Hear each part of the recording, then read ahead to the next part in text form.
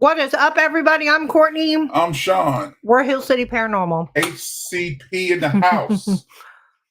So this week we are having an open discussion, aka live Q&A. We're going to talk about the good, the bad, the ugly. Don't we always, though? Everything in between. We always talk about the good, the bad, the So if you tune in, say hi. We want to know. hello. We want to know who's in here with us. And if there's a specific topic you want to hear us discuss, please put it in the comments. We'll be more than happy to address it. Today's color is green. What do you want to talk about first? Or you want to wait a few minutes for some people to get in there? I'm going to give everybody a few minutes to tune in. Yeah, how's everybody been doing? The weather's cooling down at night. Yeah, I went outside and I'm like, damn, this almost feels like deer season. I can smell it. It's in the air. I don't know if I want to smell a dead deer. The dead deer is not so bad. It's when you cut that bastard open and get his gut. Ew. If you're not skillful with a knife, you're going to smell that deer. It's supposed to be paranormal, not kill deer night. Well, how you know the deer doesn't... Ronnie Anderson. One of our favorite people. Hola. Bedford Paranormal. But yeah, back to deer hunting. Since ain't nobody in here yet. Yeah, I can feel it in the air. That cool weather's out there. Let's talk about, you know what? I walked outside and almost grabbed my rifle. Let's talk about this, the blue moon that's going on. Because, you know, that kind of goes hand in hand with like deer hunting. No, not the beer. It is the blue moon. The blue moon in the sky. I looked last night. It didn't look very blue. It was bright as hell. But it was bright. It didn't really look blue. Not that I could see. Well, I'm wanting to know. Yes, Ronnie, October is around the corner. You know, I'm just waiting. Hopefully it's not going to be like the last couple of years where it's too hot. I know a lot of hunters will still go when it's hot. But to me, personally, I don't. Number one, I hunt in the blind. Okay, I'm too fat to be climbing into a tree stand. I get nervous. All right. Two, it's just hot, man. I don't want to be. I don't know. I don't want to have to run to go gut a deer because it's too hot outside. 80 degrees. You're out there hunting. That's just not my thing. I like it when it's at least cool outside to go hunting. Well, I have not. Ronnie said I have a snow white moon. I'm going to agree with that. So I walked outside to let the dogs out last night. Who let the dogs? And like, it looked like it was daytime. Like my floodlight didn't even come on when they passed it.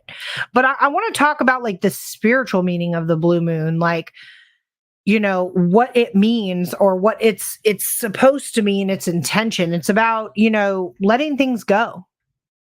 Let it go. And I think that's, a really important part of everybody's day. So many of us hold on to so much anger, regret, animosity, whatever the case may be. And we need to do exactly like you just sang and let it go. Elsa was on to something, y'all. Elsa was on to something. But I don't forget. Does that make sense? Like, I mean, most people do. But it just depends on what it is you're letting go of. Like, if it's a problem. But can you ever really embrace the new if you don't release the past? Absolutely. I don't think you can. I think you can. I think if you don't ever fully like get over something, whether it be like past trauma or I don't know, death of a family member or so you work in the mental health field or something like that. Who trained you, by the way? We're not going there. Go ahead. But anyway, everybody. Your head's big enough. I know you're not talking. Look at the camera, right? Look at your. I can. Big old cantaloupe head. Way bigger than mine. Okay. Anyway, it depends on how the mind works, how your mind works, how your brain works, how you what you've been through in life. So I feel like some people can hang on to things. Again, I forgive, I don't forget. Now I can't even really say I forgive all the time because it depends on what I'm holding on to. But I feel like I function just fine. I live every day very happy. Well, Ronnie said no future in the past. I agree with that. But this blue moon right here, Alan. Hey, Alan. Thanks for joining us. Another one of Bedford Paranormal. That's right. So this blue moon right now is in Aquarius. For those that are into, astronomy, astrology, whatever you want to call it, right? So it's in Aquarius. So this right here is supposed to be like the most dynamic of all blue moons, like almost like an electric energy, like you should physically, if you're like in tune with your spirituality, you should be able to like physically feel like the changes that are being made. So I think that that's really important when it goes hand in hand with paranormal. And the reason I say that is because we've had a discussion before, like during the geostorm, did paranormal activity ramp up? During, full moons, does paranormal activity ramp up? Well, you've got this moon that's in Aquarius. So for those that are an Aquarius sign, I will pray for you, because right now you probably feel pulled in a million different directions. You probably feel very chaotic right now because this all wraps into our favorite time of Mercury retrograde as well. So right now is a time, especially if you're an Aquarius, to make long overdue changes, free yourself from the stagnation that we all tend to get into in our day-to-day lives. We wake up at the same time, half of us eat the same crap, drink our little coffee, get in our cars, go to the same job, lose our minds for 8 hours a day, come back home, do dinner, spend time with the family, and I saw a post on Facebook the other day, and I don't know how I felt about it. I was going to ask your opinion. It said, teachers, stop sending home, hey, Butterfly, teachers, stop. I got a bone to pick with Butterfly. Stop sending home homework because stop sending home stop sending home homework because these kids only have 4 hours before to do dinner, bed, and family time. Everything, that they can do at school. I'm a little bit torn on that one. I feel the purpose of that, but in the same sense, I think that kids need education and, but I mean, you're in school 8 hours a day. Like, well, as a kid, I thought homework sucked. On the subject of school, we're not going to go there, but I'll put my 2 cents. School's making kids soft. We're not going to go there, but you're going to go there. Now I'm getting ramped up. You talk about stuff that get me fired up. I'm all over the place. I'm going to make a post saying, school, stop making these kids soft. Teachers, quit being punk-ass teachers. I don't care what the pay is. You took the job. And when you took the job, your job is to teach and educate, keep these kids safe. There's more to a teacher than just standing in front of a classroom handing out work. I agree. School's making kids soft. Kids get to a fight these days. Teachers don't even break them up or nothing. I remember, and I'm not that old. And when kids got into a fight, you'd have to worry about the damn football coach or who was a teacher snatching your ass up. So, teachers quit being punk ass teachers. I know people are gonna get mad at me for saying that, and I don't care. Punk ass teachers. I speak my mind, but I've seen a lot of teachers. I've had to talk to teachers. I got a kid in school myself. Man, punk. Teach these kids and stand on business. Oh my God. I'm being serious. That's why. For those of you that don't know, this is Sean's saying of the month. Stand on business. Yeah. But when our parents were kids, teachers used to whip their kids' ass for acting up. These kids today got it. I'm not going too deep into that because this is a paranormal show. We will start another podcast if you like about school, personal beliefs on other stuff. Political. We can start another podcast on politics. No, we can do it because people would really. Okay. We'll go back. This is the last thing I'm gonna say about the blue moon. For those of you that are just tuning in, I didn't see no blue moon. For those of you that are just tuning in right now, the blue moon is a time he out a whole quarter and not. She said stuff to get me fired up, and then I got to speak on it. But I ain't gonna say nothing else about the teacher. Okay. Anyway. This is serious for everybody that's tuning in right now. We need to be more mindful. We can see all the little things in our life that need some changing, and it's our time to set our intentions so that we can live our best life and be happier. I'm glad you touched on that one thing, but go ahead.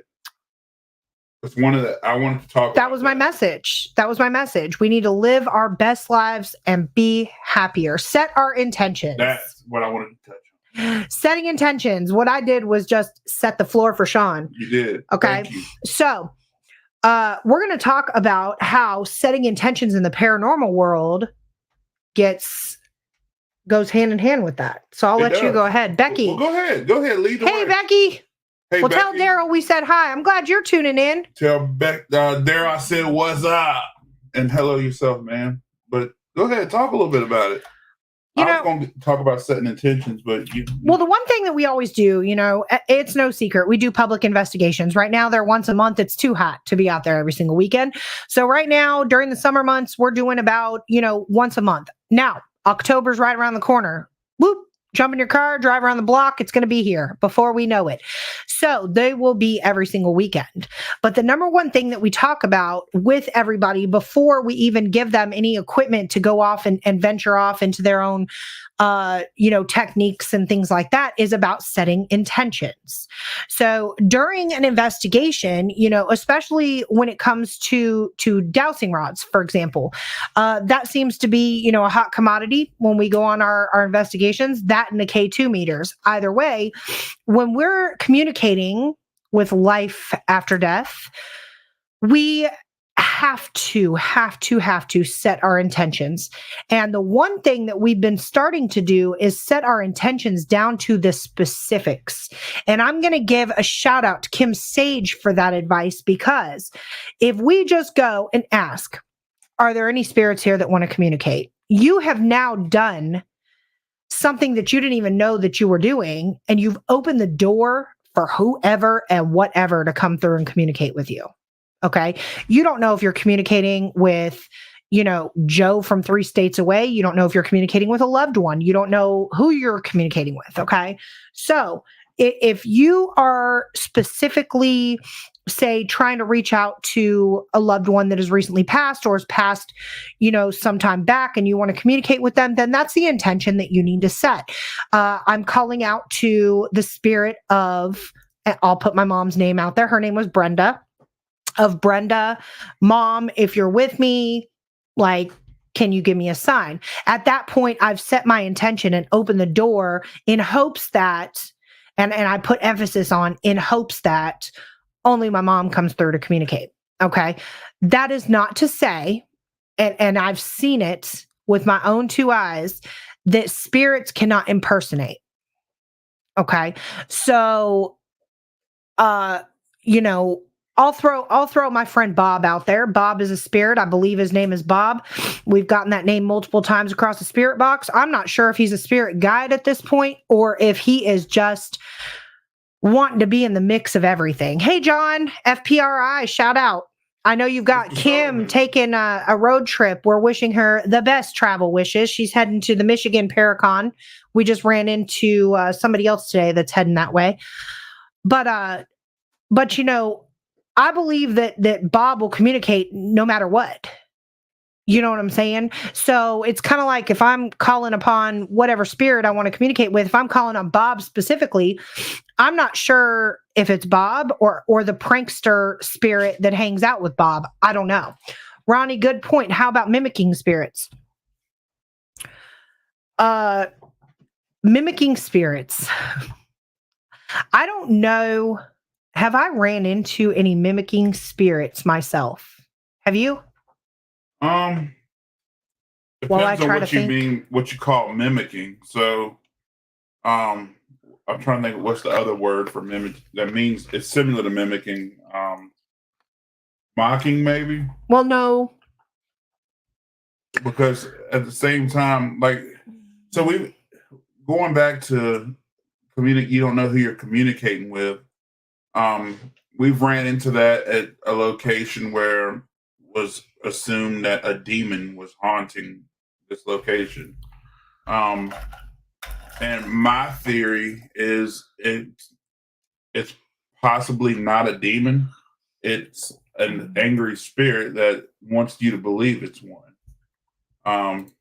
So it might not want you in their space. I'm not quite sure because the one saying that I love is that we honestly don't know. We don't know anything about the paranormal. We're going to find out, but we don't know. So we're going by our personal experiences as investigators, and talking to several investigators. I try to keep in touch with as many as I can, but mimicking spirits, I do believe that's a thing in the spirit world. I mean, I feel like that investigation, not to cut you off, but I feel like that investigation that we did downtown and that spirit that was coming through and like telling you that it was like a friend from school. And when we were like Rolodexing down the list of all your friends that had passed away since you got out of high school, it like wasn't responding to any of that. So I feel like that might have qualified as a mimicking spirit. Like, you know, if I'm going down, unless somebody passed away that like we don't know about and they were trying to come through, but at that point, it's kind of like we Rolodex down all the list of the people that have passed away, which, you know, tragically, since high school, we've all lost people way too young for various reasons, whether it be, I mean, you've got some crazy reasons. You've got car wrecks, heart attacks, you've got a tick bite. You lost a friend to a tick bite, you know, things like that. So it's like, why are you coming through and saying that you're a friend from high school, but when we list off all the names of the deceased people since high school, then at that point, there's silence. They don't always mimic people. You're correct. They also mimic other spirits, I think. I don't know. What are your thoughts on mimicking spirits? I mean, that's an interesting conversation. But going back to setting your intentions, put Ron in the comment, you know, what you mean by that. I have an idea what you mean by that, but I'd love to pick your brain on that one. Going back to setting your intentions on public investigations, I've seen so many people ruin a public investigation with a negative attitude. Yes. And my thing is this: when you're coming to a public investigation or you're jumping on an investigation for the first time, and if you're new to our podcast, you have to. There's several reasons why people do it. Some people do it for a thrill. They want to see that apparition, or they watch ghost hunters for the past however many years, and they want to try it. That's a lot of the reasons. Other reasons, you know, there are people out there who want to investigate but don't know how to get into it, so they jump on the public to learn. And that's the main reason why we have our public, is to teach people a way of to investigate, giving people the opportunity to investigate. Because a lot of us didn't have an opportunity. We just felt our way through and started off, took a flashlight and a cell phone and a recorder. And we didn't have like, what do you call it? Like guides, so to speak, or teachers. So all of our stuff has been trial and error. But if you have negative intentions, I honestly believe it'll lead, and y'all can correct me if I'm wrong or if you disagree, but it could lead to a negative investigation. You have a negative time investigating anything. You know, I've seen it with my own two eyes. An active location turn inactive because of a negative attitude. And also on investigations, I've seen where people set good intentions, and they set intentions, and more loved ones have come out than people that actually haunt the place. Hey, Michael. Hey, Michael. Ronnie said they're in it for the thrill seeking and not the research. I do agree. And we have talked about that, like the difference between a ghost hunter and a paranormal investigator. You know, those that are in it for the thrill seeking, you're more of a ghost hunter. Those that are in it for the paranormal research and scientific side of everything, I feel like you are at that point labeled a paranormal investigator. I will be the first one to admit live publicly on my own podcast, I'm both.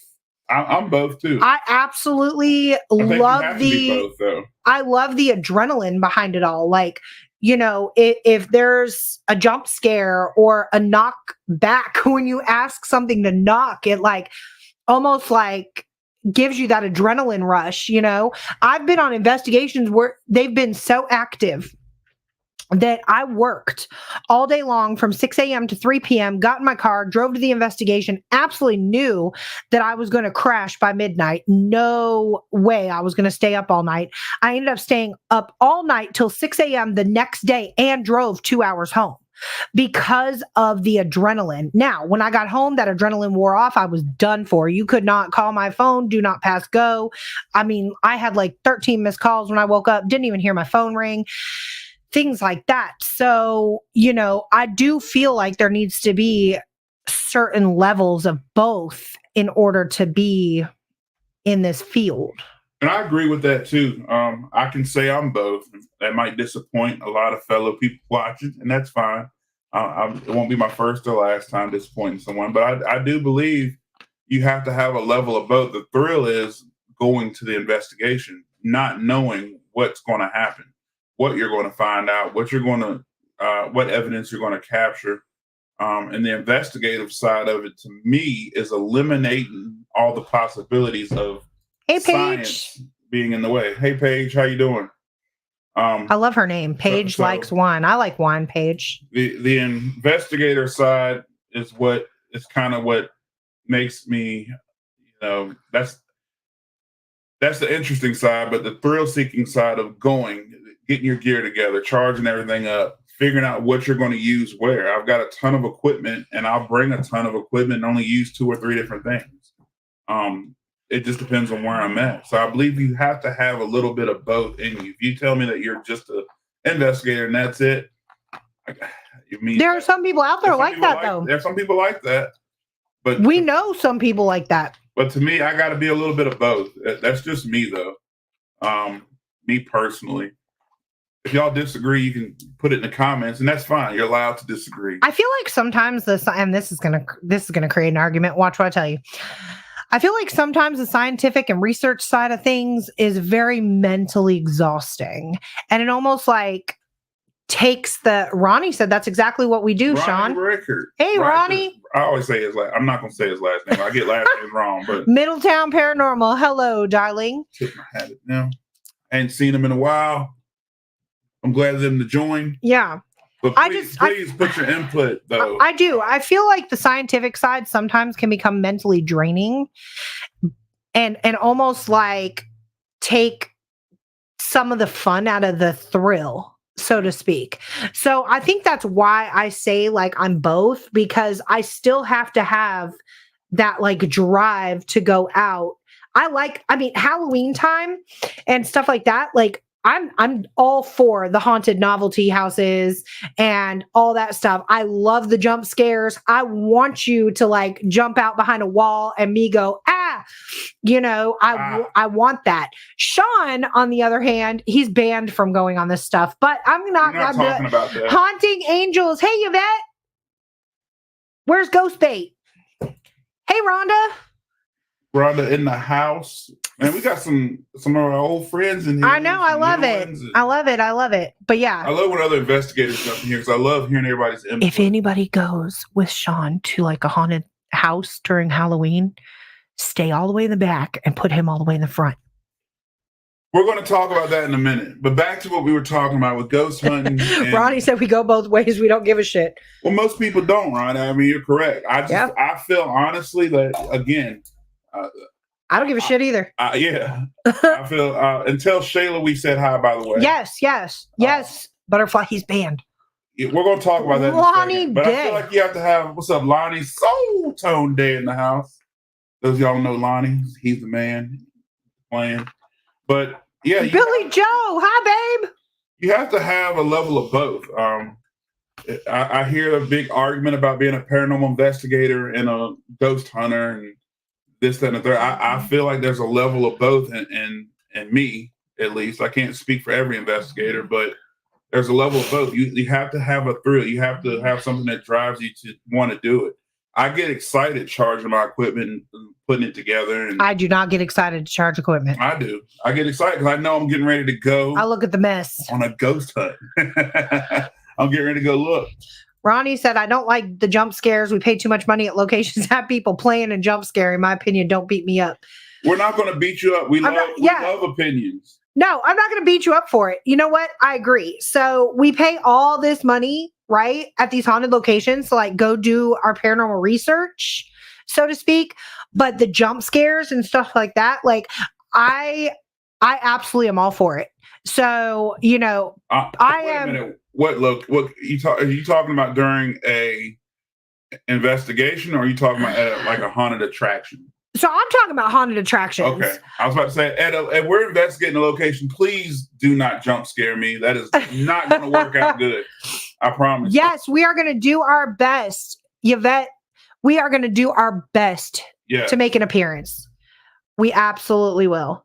Let's see. Michael, I always say do your thing and don't worry about what others say. Absolutely. Hey, Shonda, the other half of Michael. How are you? FPRI in the house. That's right.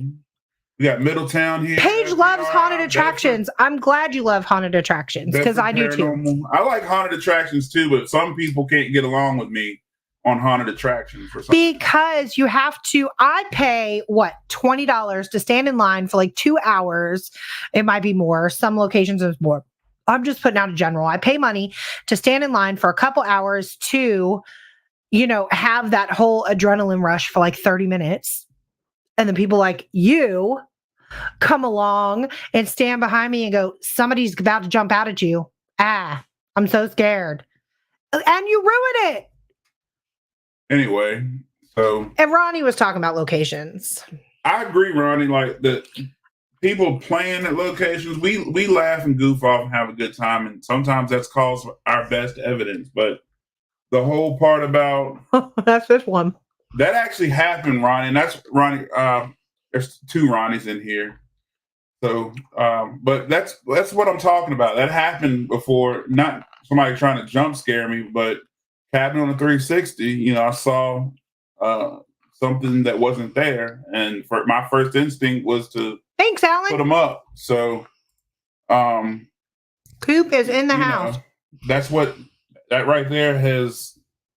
I wouldn't say. Trying to scare your friends during investigations is a good idea, especially ones like me who've had other PTSD issues going on. No, I don't think that when you're at a location, you should ever try to jump scare anybody. As a matter of fact, like when somebody goes under in the Estes method, we actually do a buddy system. So like, for example, on our team, we have our spirit box operator, Naya, and like, I'm her buddy, so to speak. So when I see that, like, I can read her body language and when she needs to come out, but I'm also working with her to pull herself out when she gets uncomfortable or anything like that. But sometimes you just need that extra, like, okay, you've been in a little bit too long. Let's go ahead and take a break type deal. I'm not a huge fan of the Estes method. Becky said she would start swinging all kinds of foul language. Yes. Foul language and paranormal investigating go hand in hand. Absolutely. Ronnie Rickard said, at the cabin, Shayla snuck up behind me knowing better. She got an elbow in the eye. So that's what the story is, Ronnie. I'm going to call Shayla. No, I'm just kidding. That actually almost happened at the cabin. So, well, it's at the cabin. Same location we were exactly. At. So we were in the rancher and we were in the living room. And a dark entity is what we're going to call him. Almost like charged. I'll let you tell a story. It was you that it happened to. I mean, I was standing there. I believe it was, if you look at our Facebook and our TikTok, we released a video where my music box was playing and we picked up a voice singing along to it. Mind you, my music box does not sing. It just plays music. There were no kids present with us, and I reviewed the camera probably 1,000 times to see if anybody's mouth was moving. And if it was, it would have sounded, the way my body cam picks up, you would have been able to tell it was one of the girls singing. But it was clearly a kid's voice. It was very faint with the music, but you could hear it clear as day. And we were all trying to figure out what the hell was. We didn't even know that there was a kid singing along until I reviewed the footage. But what was happening was Boo's Paranormal RW1 I was testing it out. And there was a music box going off at the same time. We were all trying to debunk it while it was doing that. We were in a healthy debate. Well, healthy debate, very healthy though. And I turned behind me. I heard my name, and I turned behind me, and there was a tall, shadowy figure stepping towards me, and it scared the shit out of me. So I put my hands up and went. And before I swung, it was another team member standing in front of me. He blinked and it was gone. And had he swung, this particular team member is like 5'4", little thing, and it would have hurt. Yeah. So we definitely need to be mindful of our surroundings too.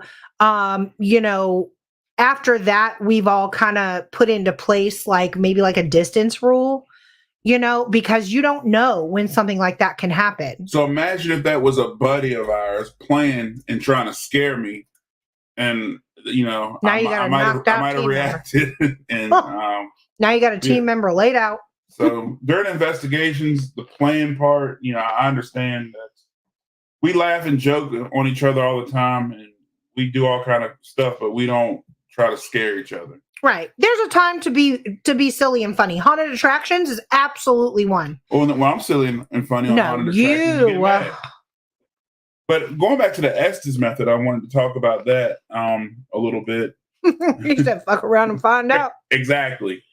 On our Estes method, we actually use noise canceling headphones. They're actually electronic. You have to charge them up. You have to hit a button. You can have ambient sound, which you can hear everything outside of what you're listening to. And it also has noise canceling where you hear nothing. Even if you don't have anything plugged in, if you hit that noise canceling, you can barely hear anything somebody's saying. So when you plug it in, you don't hear nothing. In my opinion, if you don't have that sort of system that you're running, you don't know what the other person is hearing and not hearing. That's my only downfall with the Estes method. The second thing is for evidence purposes and reviewing purposes, you have to really trust that team member that that's what they're hearing. Right. A lot of times radio will come through. It can come through on certain channels. So you got to make sure the team member that's doing the Estes method, and this is all my theory and opinion, y'all can disagree, and that's cool. Again, y'all allowed to. But you have to trust the team member. You have to trust that they can't hear what you're asking for a response. I've seen way too many Estes sessions on TV and YouTube, and I'm just wondering, can that person actually hear the questions being asked? Right. That's my biggest thing. And are you hearing radio, or are you hearing an actual outside voice coming through? That's my biggest thing with Estes. Other than that, it's cool. I like the Estes method because that's the only time I feel like I'm actually like physically grounded. It is a little scary at first, like you don't know who's around you. And this goes back to the like, don't play with your team members during investigations. Cause like if you have somebody who's blindfolded, somebody who can't hear, and you walk up and you touch them, that's very startling. Or if you walk up and go boo or something like that, and you shake their arm, like you could create like the old 1-2 situation. Yeah. So, we have like a 2-tap rule kind of that me and Naya do, where if I tap her 2 times, like it's time for her to go ahead and pull the headphones off. The other thing that we don't do is pull the headphones from her and be like, hello, right there, because anybody who's ever, and let me know in the comments if you've ever tried the Estes method, but you literally have what I like to call like almost an out-of-body experience. Like you're completely grounded, your senses are cut off, and you get really deep into it. And so that, for nothing else, like that, I feel like that could create like almost like a health risk. I mean, how do heart attacks happen? Oh, it's going to create a health risk. You know what I'm saying? Like, I feel like you're all the way calm, you're sitting, you're listening, and then all of a sudden you go from a resting heart rate to nothing but like a spiked up heart rate. Like, and I think it goes back to the beginning dangerous. too, what we were talking about with setting your intentions. I think that's another time you need to set your intentions as well as doing the Estes method. I've been under the Estes method, not heard anything before. And I can admit I put those headphones and that blindfold on and was not grounded to do it. And I feel like that had a lot. Ronnie, I've almost fallen asleep myself. I was going to say that. Yes. It does feel right. That's like the most relaxed I think I've ever been in my entire life. So yes, I do feel that, because there was a few times that I feel like it's not for everybody. I caught myself kind of dozing. I feel like anybody can do it, but it's not for everybody, if that makes sense. It's not for me. I've done it several times.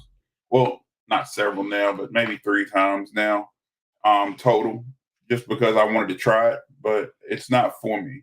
Now, if you fall asleep, if you are one to fall asleep under the Estes method, I highly suggest you get on Amazon and order yourself a white noise machine. You're going to have the best sleep of your life. Yeah. Yeah, for sure. But yeah, I mean, and this kind of goes all the way back to the mimicking spirits. So I remember the last Estes method that you did, you were at a location that had absolutely nothing to do with the death of a loved one. And yet that loved one was able to come through because we opened the door to any spirits that wanted to communicate. But that couldn't be a mimicking spirit. It could be. I don't think it could have been because it was telling you things that you were asking it that it wouldn't know otherwise, unless it knew the loved one that passed away. That's a good question. I don't know. So unless it was somebody that knew him, What if like the spirit world can see everybody that's living? Like it really is just a veil. And like they kind of know, what we're doing. Well, I mean, I don't know. Like you said, one day we're going to find out. Question. I would love to see in the comments what people's opinion are about loved ones coming through to talk to you during investigations. I honestly think the reason why loved ones, and this is my personal opinion, y'all can chew my head off, and I would love to see a difference of opinion. But if you agree, just say you agree. If you don't, tell me why. But I think the reason why loved ones come through on investigations is because, again, it goes back to setting intentions. Your intention is to communicate with the other side. So that's the chance that your senses are different, your emotions are different, and that is their chance to come through and effectively communicate with you. Can something mimic? Yes, absolutely. I completely agree with Ronnie when he said that earlier. But I think the reason why so many loved ones will come through because that's their chance. That's the time you're looking for some kind of communication. And that's what it kind of invites them to say, hey, here's my shot. Let me shoot it. Well, kind of going off on that, though, I feel like loved ones, when they come through to let you know, hey, I'm okay, or, I'm here, whatever their message is for you, right? I feel like they have different ways of doing so. I actually ran into somebody today while I was out and about in public that told me the most beautiful story. He said that when his wife recently passed away suddenly, and he said that when she was alive, he planted rose bushes outside. House. And those rose bushes would never bloom. It was just the stems. He said they never bloomed. Year after year after year, they would never bloom. And then she passed away. And he said that the most beautiful roses bloomed on these bushes. Then proceeded to tell me that his 80 or 90-year-old neighbor called him over when he was walking outside one day and told him, hey, I saw your wife. She was bending over and looking at the roses. And he said, although she was elderly, she was sound of mind. And he said that she just waved at the neighbor and continued to admire the roses. So I feel like loved ones can come through in a variety of different ways, whether it be to help the roses bloom, so to speak, or a lot of us, the most popular, pennies from the dead, dragonflies. In my case, I've talked about that on previous podcasts, butterflies in some people's cases, or I mean, through an Estes method or your equipment. Daryl Paulette in the house. Hey, Daryl. What's up, Daryl? Ronnie said a real mimic is more of a negative spirit. Its intentions are to lure you to something. I mean, I was going now. I haven't had any experience with a mimic in the spiritual world, so to speak. I was going more based on the definition of mimic or copy. I know there's verses in the Bible about copycats and mimicking and things like that. We won't get into all that religious stuff, but I have not ran into a real mimic in the spiritual world. To be honest with you, I've been to multiple locations where there's supposed negative spirits, and they won't communicate with me really. They really won't. So I don't know why that is. Daryl told Ronnie to wake up. Ronnie Rickard said, we set a few things up on the deck a couple of weeks ago, just messing around, trying to talk with some soldiers. Shayla talked to her grandmother, a full conversation. And that is what we're talking about right there. You kind of don't know. I believe it's when you set your intentions to communicate, anything can come through. That's again a prime example of what we see on a lot when we go out on our public investigations. The ones who truly believe and they're going out there and they have a good attitude. I've seen them communicate with loved ones more than people at the location. Zuko House. I tend to get my dogs the noisiest toys ever. Ronnie, I am curious to know, though, when you started that session trying to talk with some soldiers, did you specifically say, I am here to speak with the soldiers of such and such battle? Or like, was there an intention set to only pull through soldiers? I'm curious to know about that. Samantha, hey. What's up, Sam? Sam. And I'm curious about that because that's, I guess, by definition, the purpose of setting your intentions. If you want to speak to just the soldiers of I don't know, I'm just going to throw it out there, the Battle of Gettysburg, and I'm in Gettysburg, and I only want to talk to, the soldiers that passed away at that, let me throw something out there, Cemetery Hill. Okay. I feel like I'm going to be real specific about that. Like I said, if I just want to communicate with whoever is willing to communicate, I'm going to say, are there any spirits here that want to communicate?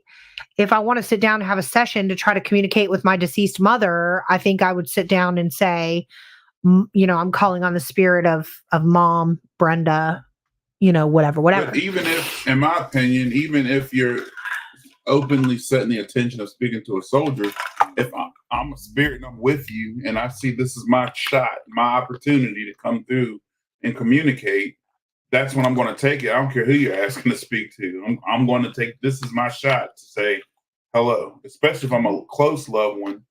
And, from a close loved one, I'm going to take any opportunity I can that you're listening to try to talk to you or show you that I'm here.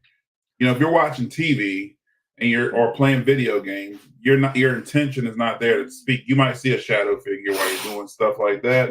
You might hear a noise that you don't want to hear, a knock or footsteps.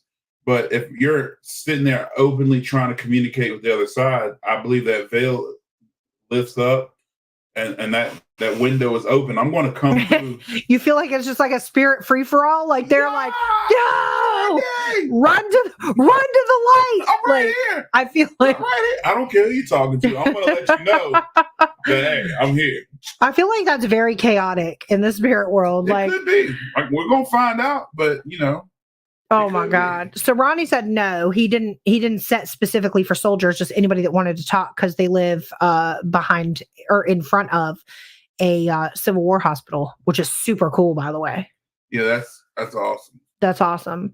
I don't know. Again, if Shayla's mind was open and her intentions was to communicate with anybody, it very well could have been. That's when I believe it was her grandmother he wrote. Yep. Had said, here's my shot, here's my opportunity, I'm going to speak right now.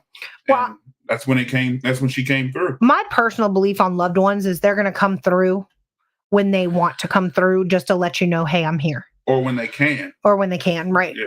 So I think loved ones are always watching over us. They may or may not communicate. They may or may not let you know that they're there.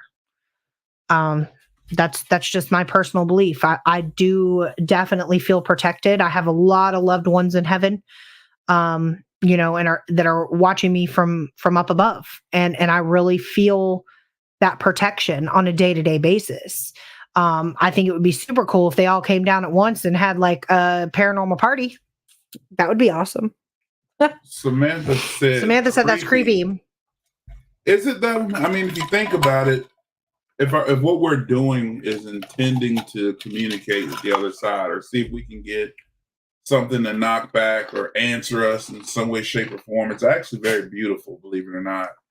Um, I I thought when I first started doing this many years ago that it would be creepy going into a location that people have passed away in, and if something were to happen, I'd be scared as hell. But it's actually it's really interesting, and it's actually beautiful, especially if a loved one comes through. See, and that's even more cool. She had a 45-minute conversation with her, asked specific questions to verify it was her. So she definitely knew that grandma was coming through. That's awesome. For Especially sure. 45 minutes, because normally when we investigate and For we make sure. connection, we don't get that much time. So the No, fact she was able to be there for that long is, I love it. again, that's to me that's a beautiful thing. If you can connect with something that on the other side that we can't see or know that it's there, and we make some kind of contact, I think that's awesome. Um, Regardless who it is, but especially if it's a loved one that you can't talk to right now or see right now. Right. I think that's a very interesting thing. Well, I feel like nobody's ever really prepared to lose a loved one. No. So Well, when some people are. when a loved one passes, like even if they were sick though, I mean, when a loved one passes, things pop into your head like, oh man, I should have asked her this, or man, I should have said this before she went. So if you have the ability to connect, then you can definitely take that opportunity later on in the afterlife. And that's when it becomes a beautiful thing. In 1975, my uncle planted rose bushes at mom's. He died in 82. Roses never bloomed again after that. See, now that's opposite of the story that the guy told me today. So that's interesting too. It's almost like when when he passed away, the rose bush passed away with him. I'm telling you, man, the afterlife is It's fascinating. very, very fascinating. But that's what drives us to do what we do. As investigators, our job or what we do is investigate. We learn and we try to grow, and they give us a little bit at a time. And I think little by little we'll eventually put the puzzle together. But I think things are coming along in our world. We're getting a lot. There's a lot more activity ramping up that I see. Yeah, for sure. I do click on other teams' pages and see what they're getting, and we stalk you. Yeah, we stalk you, we follow you. But I like to see teams getting in activity. Oh, I love it. I love hopping on another team's page. I love it, and I watch all the videos, guys. I am guilty. I'm like, that's right. Get those knocks. That REM pod went off. I'm literally like a silent cheerleader for you guys. Yes. There are more and more teams. That is correct too, Sam. We are watching more and more teams pop up because this is now becoming, the one thing that we do is we want to let people know that it's okay to be interested in this field of work. And I call it field of work because that's essentially what we're doing is research and science. It is. Yes, Ronnie. Alan is in the house. He's been in here for a minute. We got some amazing investigators and teams in the house. We do. We really do. And it's always good to see the amount of support that we'll get. But y'all, I see you guys. I'll jump in the Totally Awesome Paranormal Show, which is after this one. Yep, 9 p.m. Starts in about 10 minutes. I'll jump in that show to listen to Ryan Jones and Rhonda Harris talk about whatever they talk about. They have some amazing teams on there as well. But I see some of the same people jump on that podcast, and just the community that I've seen so far is just it's awesome to see. It's awesome to see the willingness to collaborate. I think there was somebody that started, Paraunity a while back. So I hashtagged it. Hashtag Paraunity. That's a big thing. And yes, Paige, it is a work, labor of love. Ronnie Rickard, when is your next cemetery event? I need to come to Bedford. I found I have a great uncle buried there. Ooh, very cool. He died in 1931 at 19 years old. Oh, my grandfather never mentioned him. I want to find his headstone. Now, that is what we do. We find headstones. We like to do that. We've got a cemetery we've got to go visit in Gretna. Yeah. For some friends of ours. But we will be doing one in September. We just did one this past Saturday. And then every Friday in October, we after the candlelight tours, which the cemetery hosts every year, we will be offering mini investigations, like an hour and a half, and we're going to be doing multiple time frames. So you could definitely add that onto your candlelight tour package. But I will keep you posted on the September one. I originally wanted to do a Friday the 13th thing because who doesn't want to investigate on Friday the 13th? But the very next day, we're heading to the fairy plantation.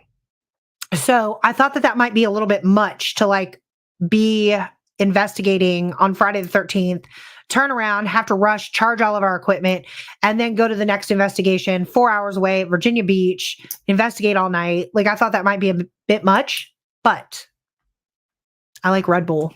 So it may happen Red on Bull, Friday the 13th. Let's see. Sam said, I'm going to watch from afar. Y'all just keep up your hard work. It's not for everybody, Sam, but we will definitely keep you posted. Ronnie, para-unity is a long way from being a thing, my opinion. Don't beat me up. Ronnie, nobody's going to beat you up. You're behind a computer screen. But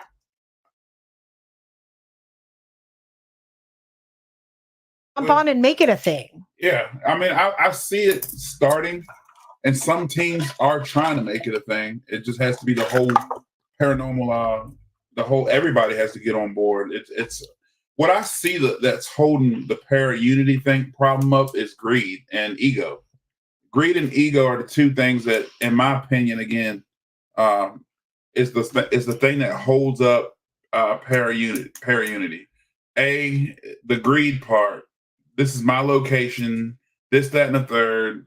You can't come here. Don't make it's all. It turns into a money thing. And do we make money off of our cemetery events?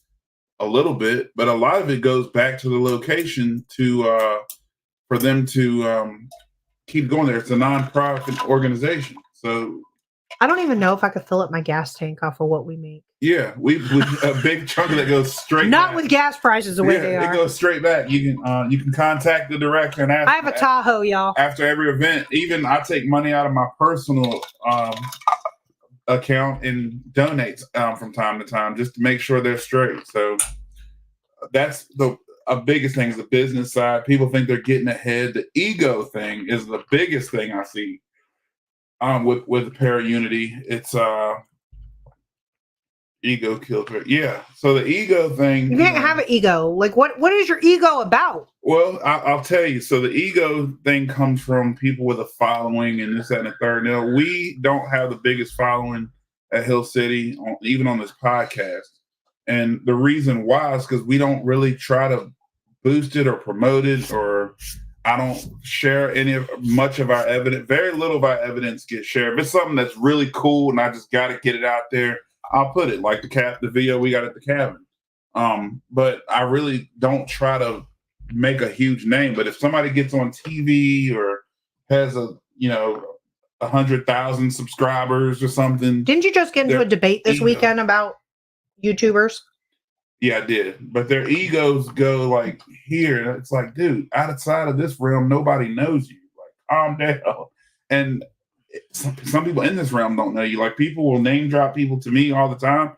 I have no clue who you're talking about. So the ego thing, if people can kill the ego and realize we are all on the same playing field, we all know just about the same about the paranormal, which is not very much. I don't care how much you think you know. You really don't know very much until you cross over and you're living as a spirit. You really don't know everything there is to know. And just work with people. I will work with a team that's just started, and being a beginner, and I won't tell them things that they're doing wrong unless they're blatantly doing things wrong, like holding a K2 next to power or something like that. I let people do their thing. I've learned a lot from new investigators, but para-unity starts with us supporting each other and trying to not get one step ahead. Right. Before I get to Sam, I want to shout out Tyler Darnell, the haunted photographer. If you guys are looking for some spooky photo shoots, I saw that he might have some openings coming up. Bestie haunted photo shoots. That sounds awesome. That dude's a monster with a camera. Let's see. Sam, every team experiences their own stuff, right? They should be. Yeah. I mean, every individual person should be having different experiences. I have different experiences than what Sean has at a location. You know, I may see something that he doesn't see, or I may hear something that he doesn't hear, or, you know, whatever. He may get something to communicate with him, and I can't get that same spirit to communicate with me. I mean, we've been at locations where the spirit does not like women at all. And so they won't even have any time of day for me whatsoever. Ronnie, I feel like our local team should be collaborating, but I know of one group out there that is looking for their 15 minutes of fame, backstabbing as hell after we supported them for years. This is becoming more and more of a thing, backstabbing in the paranormal world. Okay. And I'm going to say it. Why? Yeah. Why?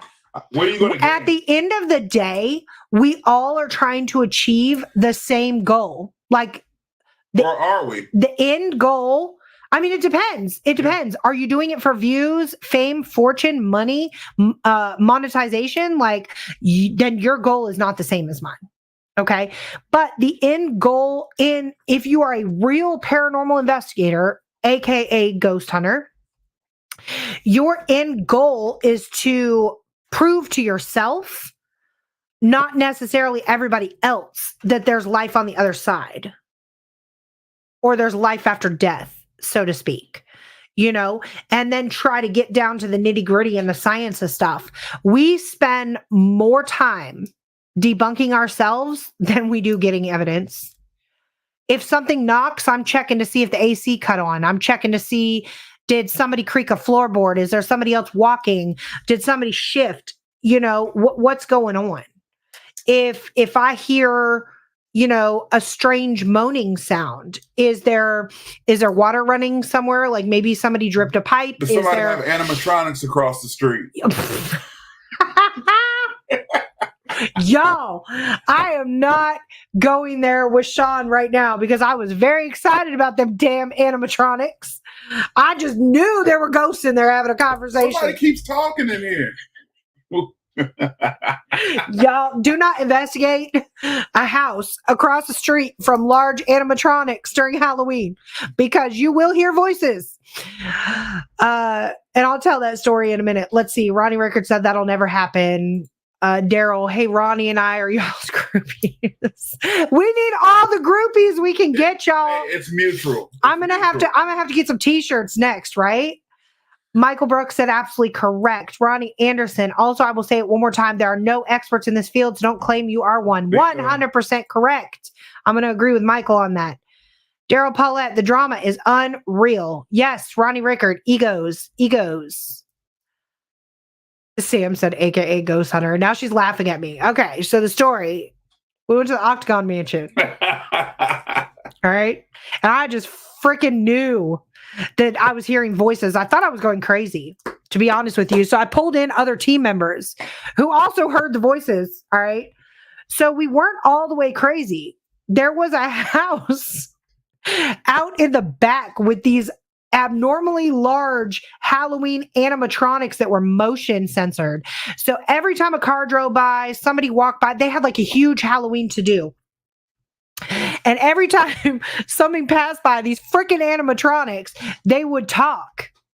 And I can't remember what they were saying now at this point, but from inside the Octagon Mansion, it was a very faint voice, and it sounded like a whole conversation while they were conversing amongst themselves in the yard across the street. So finally, after like 30 minutes of me like just thinking I was cuckoo, I started walking around, and as the voices got louder, they got louder near a window. So I'm like, oh my God, there's somebody talking over here by this window. And so something told me, and this is the paranormal investigator in me, I guess, something told me maybe I should open this freaking window curtain, right? So I did, and these things were like moving all over the place, like talking, and I busted out laughing, and I was like the butt of everybody's joke that night because I just knew. I knew there were people in the museum. I knew there was, and you couldn't make out what they were saying, but do not investigate during Halloween. When you were an expert that night, though. I knew it. I knew there were some damn voices. I wasn't wrong. There was voices. They just weren't from dead people. But back to the ego thing. I'm just curious.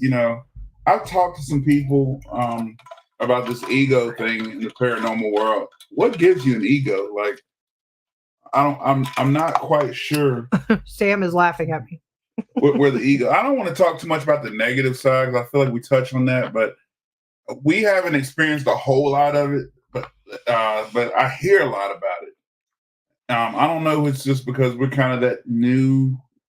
We're new to like the public side of the stuff. We better leave me out of it because my shit does not stink. I am the best paranormal investigator out of here. I'm perfect. Yeah, I mean, I can't do anything wrong. I don't know where the ego thing comes from. I can't even make up these lies. I'm trying to lie and I can't. Like, I've seen a lot of the people who are that everybody kisses their ass, so to speak. So I'll go check them out when I hear, and I'm like, these people get the same evidence that we got. Like, what are they? I mean, everybody across the board pretty much gets, EVPs, the shadow figures. I mean, I don't understand. To me, an expert would be somebody who can walk into a location, conjure that one spirit that everybody's talking about, and have a conversation with them on camera. Well, you got to pull out a Ouija board for that. Then you can be an expert, in my opinion. In my opinion, that's what's going to make you an expert. That you can go to each haunted location, and you can call out Captain John Smith at that location, and he can make him appear and have a full conversation. And he can tell you all about his life. At that point, you're an expert. But the ego thing. So you've been on TV. Cool. I've been on TV. Does that make me a superstar? I mean, I don't understand where the expert side of things comes. Ronnie said he doesn't want to call out this group, but there's one that has a big-headed ego. Paige said ego. A certain famous paranormal investigator comes to mind. Yes, Zach Baggins. But you know what? But here's the Listen, thing, we bash Zach Baggins so much, right? And that might not be who she's talking about. Well, I was saying I brought up his name as a joke, but like we bash him so much, but like if you think about it, that's pretty much what 90% of these YouTubers are doing. She said bingo. That is who she's talking about. Oh, okay. Well, that's what 90% of these YouTubers are doing. That's where we go with the line of no, you didn't. With the line of, are you doing this for monetary value? Okay. So check this out. If I was to start a YouTube page right now. We have one. And no, I'm saying if I was to start one, like monetize a YouTube page and like take you guys on all my investigations, and I've got a REM pod up, right? And not everybody's on camera. I'm the one behind the camera. And I just hit my radio button in my pocket. I say, I don't know, Captain John Smith, as you were referring to, come forward and communicate with me. Touch the red light. I touch the radio button. The red light goes beep, beep. Oh my God, John Smith is here. Holy shit. Like I make this big to do, right? I could put on a whole show. All right. But right, Ronnie. So he is a marketing genius. 26 seasons isn't too shabby, but as a person, he's a douche nozzle. Now, this name changes for him every time Ronnie describes it. I heard douche nozzle before. I think Ronnie's the one that said it last. I think he's called him a douchebag, douche nozzle, douche canoe. I don't know, all kind of stuff. But that is correct. Again, that's marketing. If that's your goal, is to monetize your content and get on there and fake evidence, so to speak, for those views, then you're doing it right. And that's my opinion. I choose not to partake in that level of YouTubing and things like that because that's not my ultimate goal. My ultimate goal is to actually say that I've communicated with the non-living, that I was able to scientifically, break it down and not be able to explain what's going on. I mean, some people are good at marketing and stuff like that. And again, the ego, I don't get where it's coming from in the paranormal world. I've seen too many people talk about egos. I haven't seen many of them personally, but then again, I don't deal with a whole lot of the famous ones that everybody names. I don't know. I think that, again, para-unity needs to be a thing. Somehow, I think it starts with just people supporting each other and collaborating when they can. But this goes outside of the paranormal realm, guys. Like, just don't be a douche nozzle. As Ronnie said, like, just be a good person. Like, at the end of the day, we all have to meet our maker, so to speak, right? So I want to make sure that I walk up to the pearly gates or whatever's up there and be able to honestly stand there and say, I tried my best as a human being. Like, if you see somebody broke down on the side of the road and they look like they're struggling and you're, stop for a second. They might just need somebody to understand where they're coming from. If you see a little old lady struggling across the street, it's pouring down rain, stop for a second. I promise you, you will be given back that 3 minutes of your life. Like, outside of the paranormal world, just be a good human. Sometimes we're given challenges that we don't understand why we're given that challenge, but it almost feels like a calling, like, let me complete this task, right? And you don't know why you're given that task or why that's in your path that day while you're running late to work or you just spilled your coffee. But you need to stop and look at it as like a sign. Ronnie said the production companies force these shows. The shows have a long lasting are the ones that sell out. I agree. Production companies. I was listening to an interview with one of my favorite. The show I actually do watch is I forgot Dalen Spratt. Yep. I'm not a huge on the Ghost Brothers show, but more of his personal YouTube channel. But he said that one reason why Ghost Brothers don't do it for TV much anymore is because of how many production companies wanted them to fake evidence and have them act scared at locations and stuff like that. And what I will say about TV shows, I used to bash the shit out of them all the time. I used to always talk bad about them, and I still laugh at them, and I still joke about them. But what the TV shows have done is open up more opportunities for teams like, so to speak, like us. A lot of people. Lynchburg is terrible when it comes to paranormal investigating. It is. It's the Bible Belt. It's Liberty University, all holy. I'm not going to speak publicly about my thoughts on Liberty, but all of us, we're demon worshipers. We're this, we're that. The shows kind of open people's mind up to this isn't what I thought it was. And so, yeah, we look at it as investigators ourselves and be like, that's fake. He did that. He's acting. But the person who doesn't know anything about what we do or have a clue about investigating says, that's interesting. That's not so bad. And what it does is it allows us to get into more locations to investigate. It allows people to be more at ease to talk about paranormal investigating. So the shows have created some good in our community. Again, y'all can disagree with that statement, and that's fine. If you do, put it in the comment. But I think the shows have actually eased up the whole tabooness. If that's a word, tabooness. Huh. If it's not a we word, make up a word every show. But the whole thing of it being taboo, they kind of ease it up a little bit, water that part of it down. Michael Brooks said, yes, support each other in the paranormal and in life. Absolutely. Sam said everything's good until you get the shit scared out of you at the next investigation. There goes that 3 minutes. It takes a lot to scare me. I want to see that happen. That would be awesome. Ronnie said the first time I met Zach, he shook my hand, turned directly around, grabbed hand sanitizer like I was filthy. I know he's a germaphobe, but I was offended. That was the first thing of a couple that offended me. Ronnie, I've run into a few of that type of situation at some Paracons and the rock festival. In the music world. So I'm kind of like that. I'm like a in the closet germaphobe, right? If I like fist bumps. I'm gonna be honest with you. I would rather fist bump you than shake your hand. I'm old school. I shake hands. But if I do shake your hand and I feel like you might be dirty or your hands might be dirty, you're not going to see me put on hand sanitizer.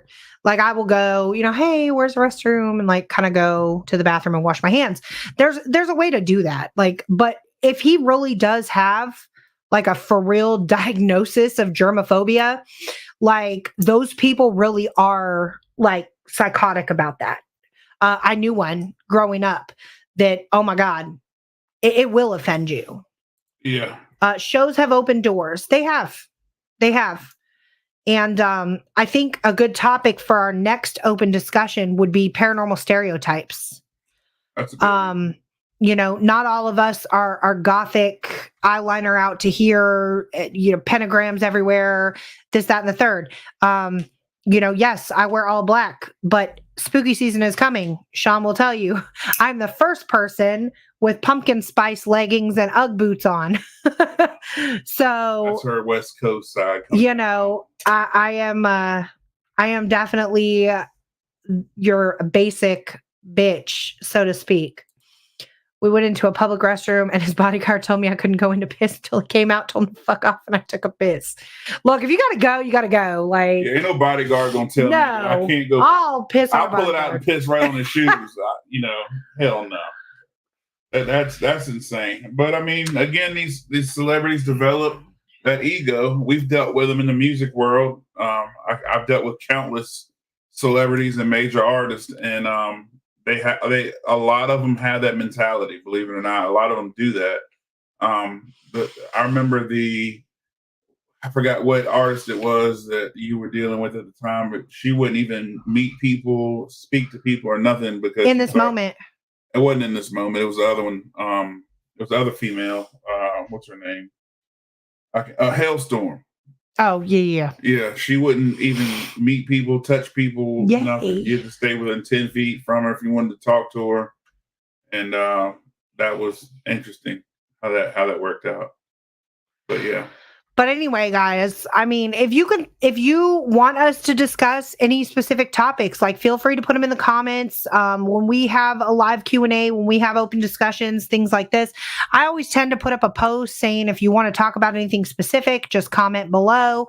Feel free to comment. We have no problem talking about the good, the bad, and the ugly. Ronnie, play music. Hell, under those lights, I get nasty. I wouldn't want to shake my own hand. But for some reason, everybody wants to hug a lead singer when he comes off a stage. Yeah.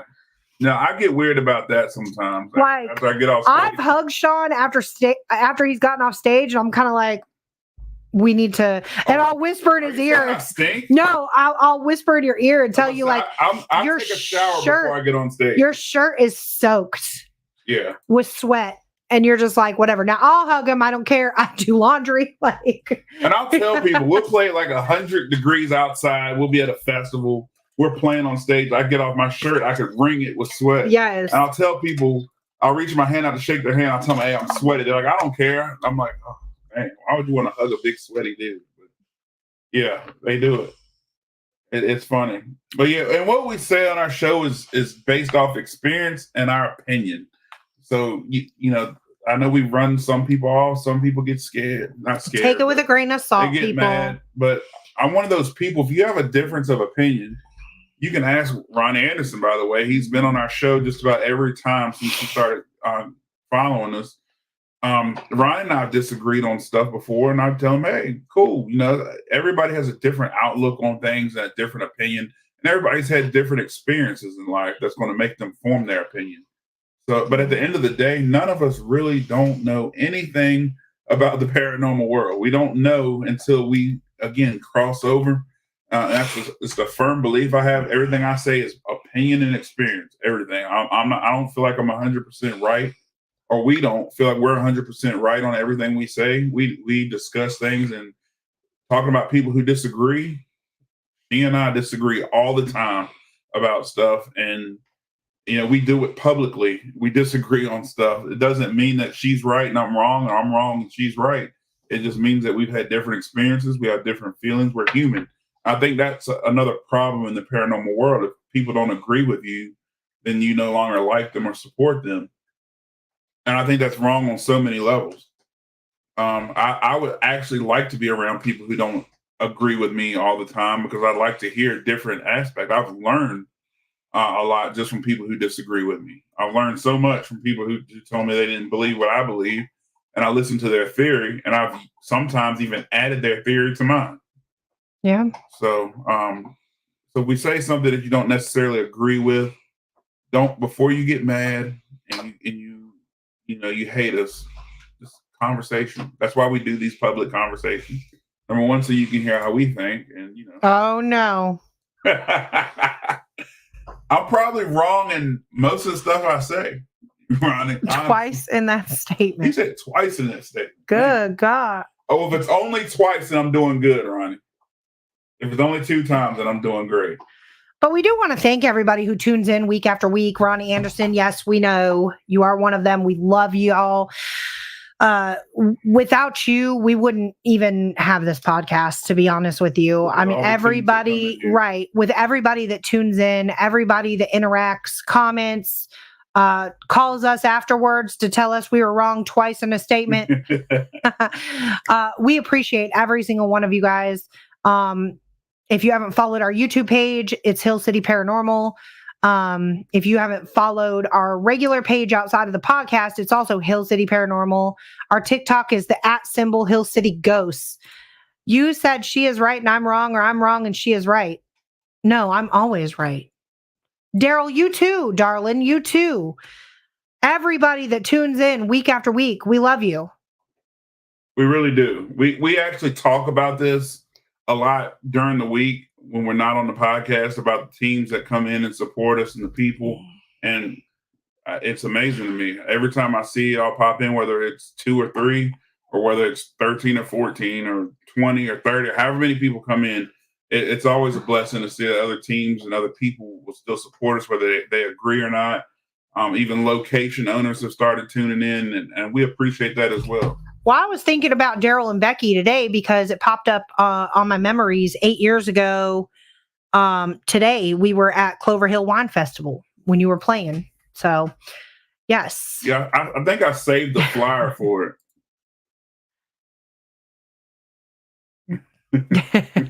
Well, good. Go ahead and screenshot it. We'll hold it for evidence later.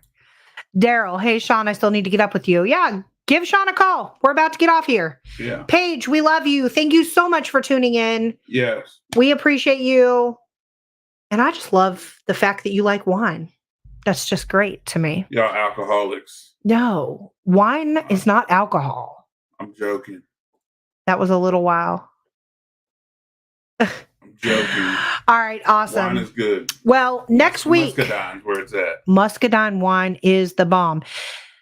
Next week, guys, I will say, I hate to disappoint you. We do not have a podcast next week. Cry now. Okay. Sean is shooting a music video. So we will be preoccupied. We will not have a show next week. But when we come back on September the 3rd, we will be welcoming L&M Paranormal. So make sure you tune in September 3rd, 8 p.m. Eastern Standard Time. Ronnie said I call bullshit. No, I swear, Ronnie, we'll call you. You could be in the music video. It'd be great. All right, guys. For those of you that don't know, I'm Courtney. I'm Sean. We're Hill City Paranormal. HCP. And we'll